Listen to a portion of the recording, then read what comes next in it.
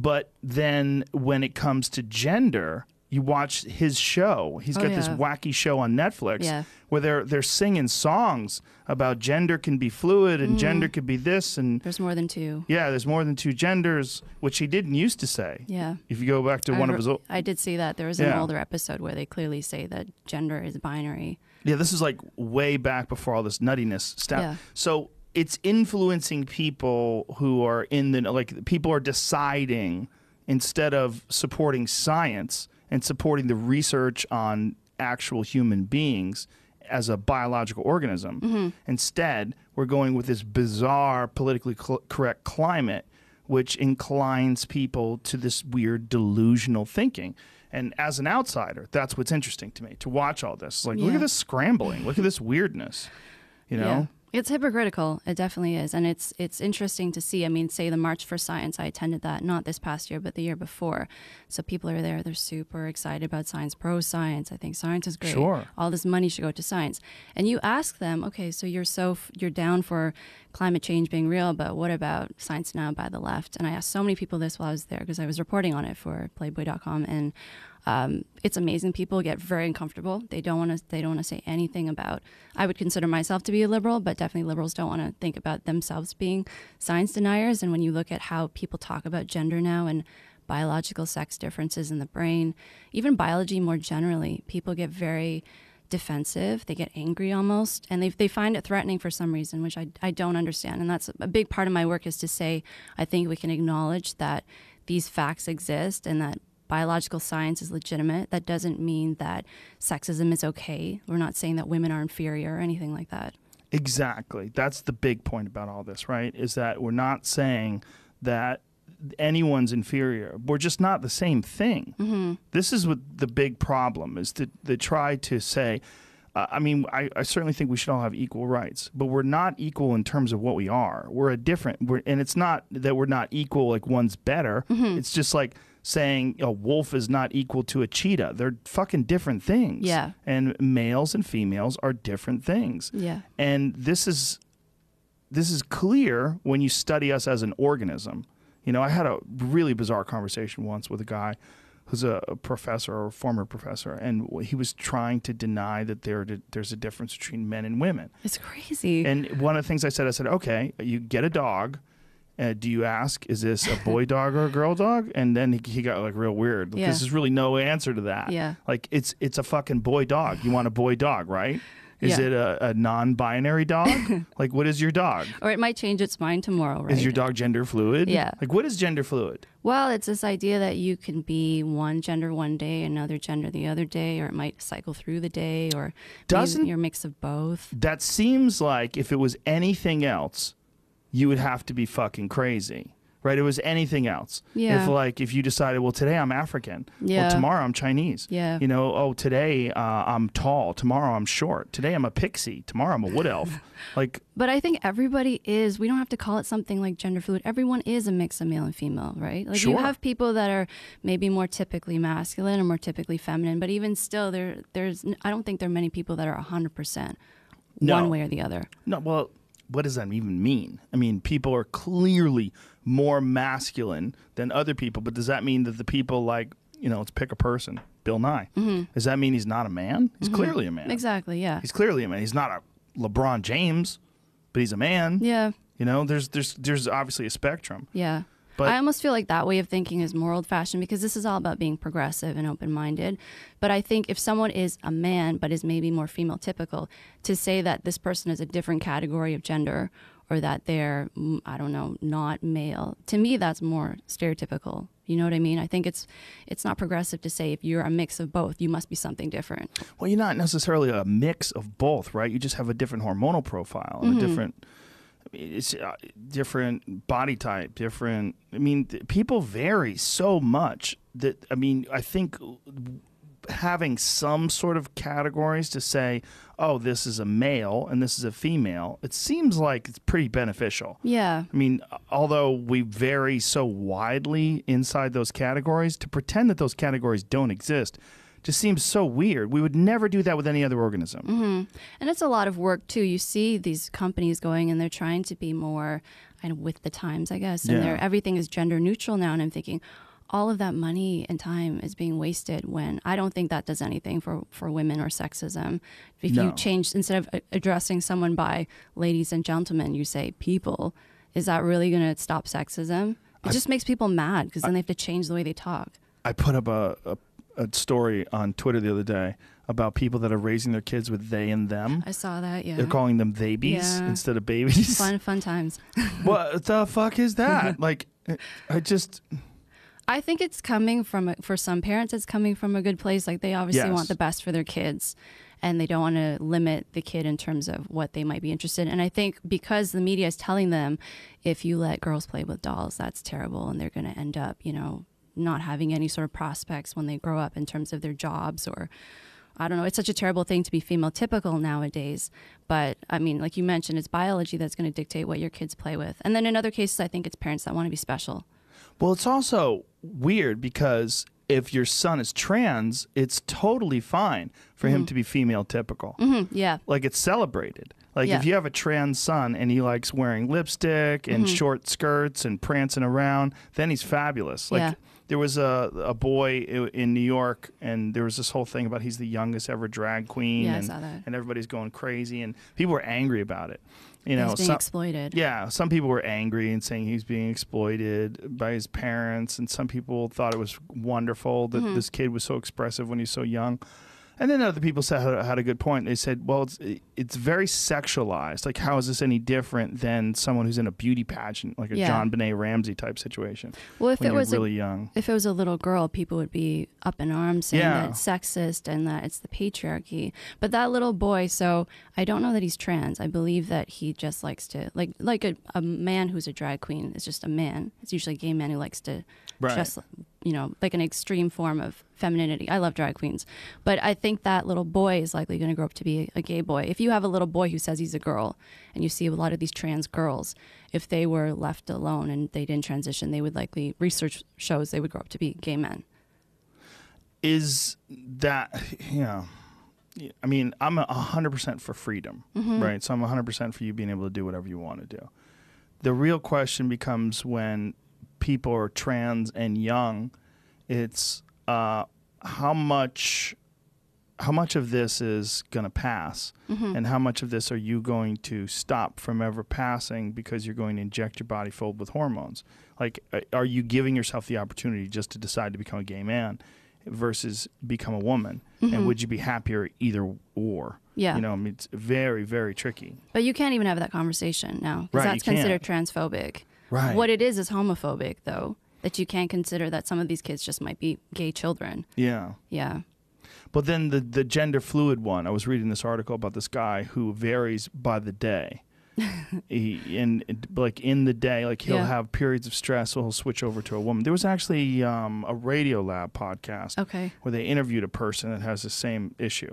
And the person was clearly abnormal in the way they communicated and the way they thought. It wasn't like you were dealing with some guy that you would trust with your taxes. You know what I mean? It was like the dude was wacky, and then now he's a chick, and now he's back to being a guy again. Okay. And so he actually transitioned in mid-conversation.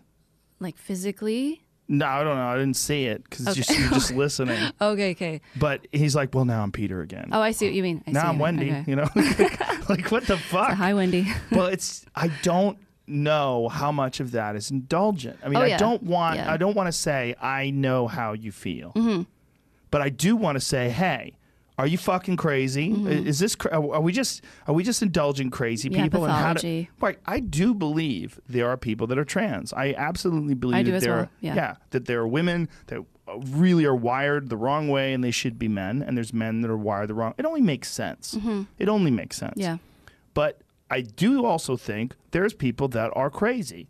There's people that have legit mental illness. They're delusional, and they're also very susceptible to influence and very susceptible to, you know, someone persuading them that they are one thing or another thing. Look, it's those like Heaven's Gate cult people who cut their balls off and wore the Nikes and decided to kill themselves when the comet was near. Remember that? Yeah. That's not normal, right? It's not normal for someone to be able to talk you into cutting your balls off or putting on the purple sneakers or killing yourself when the comet's close because there's a spaceship waiting that's going to take you to Xenu or wherever the fuck you're going. Right? That's not normal either. So we know that people are subject to very irrational behavior under the influence of other people's suggestions or other people's, persuasion. Yeah, definitely. And this is a thing today where you have to wonder, like, how many of these people are legitimately trans? How many of these people are legitimately dealing with, like, a real mental issue that's causing them to shift from male to female and back again? And why is it that we can't ask these questions? Because why is it that even this question right now, I could be accused of being transphobic for asking how many of these people are ill? Yeah, well, both of us are going to be accused of transphobia after this. Yeah. Yeah. I mean, I would agree with that. I do think that gender dysphoria is a legitimate phenomenon, and I do have a lot of empathy for people who are suffering. And I think for adults, they should be allowed to transition if that's what they decide to do, if that's something that will help them feel better. My issues with the kids, I don't think it's appropriate for children to be transitioning, and I can talk a bit more about why. But I think in terms of the pathology aspect, I think because gender is so trendy right now, and in the past you might have seen this kind of pathology manifest in a different way, but now because everyone is saying gender is the way to express, I think people also see if you have a problem in your life, they think it's gender related. So say with someone with a personality disorder, and people like a lot of attention, they like to it's always about them and their identity shifts a lot. So this could very well be what it is, and now they're being basically rewarded for that. Yeah, that's the issue, right? That you're dealing with incredibly indulgent people, which do exist, and then they find this pathway to massive amounts of attention. Yeah. I mean, this is I had to construct a bit to mock Caitlyn Jenner. I saw it. But it was a very complicated bit. Like, I had to figure out how to do this. Yeah. I was like, obviously this is nonsense and foolish, but I don't want to appear cruel. So what is the way to do this? So my way was to mock myself mercilessly, and which is kind of true. Like, I really do have 3 daughters, and I really do get brutalized in my house. Like, I really do think they chip away at my manhood. It's kind of a joke. But, I mean, it really is. It's all girly in my house. My fucking house is so girly. Everyone's girly. They're always talking about girly shit. It's kind of hilarious. Yeah. But the joke was that if my manhood was a mountain of marbles, every day they take 2 marbles. They just take one. Like, you don't even need these. These are, what do you care? God. And then that I'm not going to go out like Bruce Jenner. And that one day that so I had to concoct this whole thing that they were demons, which is how they conjured up all that money. Like, how else would they have hundreds of millions of dollars through no discernible reason? Yeah. There's no way you could, like, explain to someone how they made so much money if they didn't understand our culture. It'd be totally irrational, right? So the idea was that they did this. But why I did it was I wanted to sort of mock this thing that was happening where you got a male Kardashian. That's what he is. I mean, and who doesn't believe in gay marriage, who decides he's a woman, which I firmly believe he's trans. I'm not denying that at all. But our obsession with it and rewarding him with ungodly amounts of attention. This motherfucker won the gold medal, okay, in the decathlon. Was it decathlon? Was, right? Yeah. I mean, he was on the cover of Wheaties. Yeah, yeah. I mean, he was a fucking U.S. superstar athlete. And then no attention after that. He was the whipping boy of the Kardashians on their TV show. They mocked him. It's like, here's this one person with fucking talent in your Rob whole too. house. Don't they mock Rob a bit? Yeah, because he's fat. But then they go right to that. He becomes a woman, and now he is the toast of the town. Yeah. He wins Woman of the fucking Year. He's a woman for 6 months, and he wins Woman of the Year. He wins ESPN Athlete of the Year. He hasn't been an athlete in fucking decades, since Nixon was president, right? Or Carter. Who was it? Either way. This is madness. Yeah. Like, this is, we're not treating this in a balanced way, where we are rewarding people that instead of, like, because people are so they're so ready to proclaim their progressiveness and so excited about it that they instead of treating them like as an equal, they go completely the other way. Yeah. So they're definitely not prejudiced. They're definitely not discriminating against them, but they're absolutely inflating what this person is. Yeah. And they're making it a big, giant deal that they're trans. Like, it's great to support people. I would like to live in a world where there's no racism at all. So you could mock everyone equally. Yeah. Like, this is my big problem with real racism. There's a lot of dummies in every race, but you got to be real careful picking on some dummies, like, especially if you're a white male, straight white male, oppressor. You guys are the devil nowadays. The devil! Especially if you look like me. I mean, I look like the devil. So this is a real problem with, like, looking at things in a balanced perspective, because you're not allowed to. You're not allowed to. Like, even what you said earlier, you said gender dysphoria. You know, that's considered transphobic.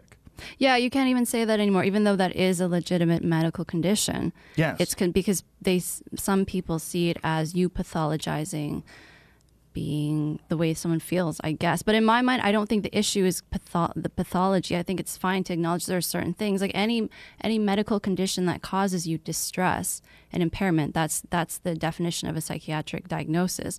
So you should be able to recognize that. It's not a bad thing. I think the bad thing is the stigma that comes along with having a mental disorder. So that's what should be fought. It's the stigma aspect, not calling something a mental disorder. If someone's really suffering, that's not a good thing. No, it's not a good thing. And also the denial of these conditions and the denial of the science behind these conditions. Yeah. This is the issue with progressive people today, is that there's certain things where they embrace science and certain things where they deny it. And in gender in particular, seems to be so hotly contested. And I don't know when this happened.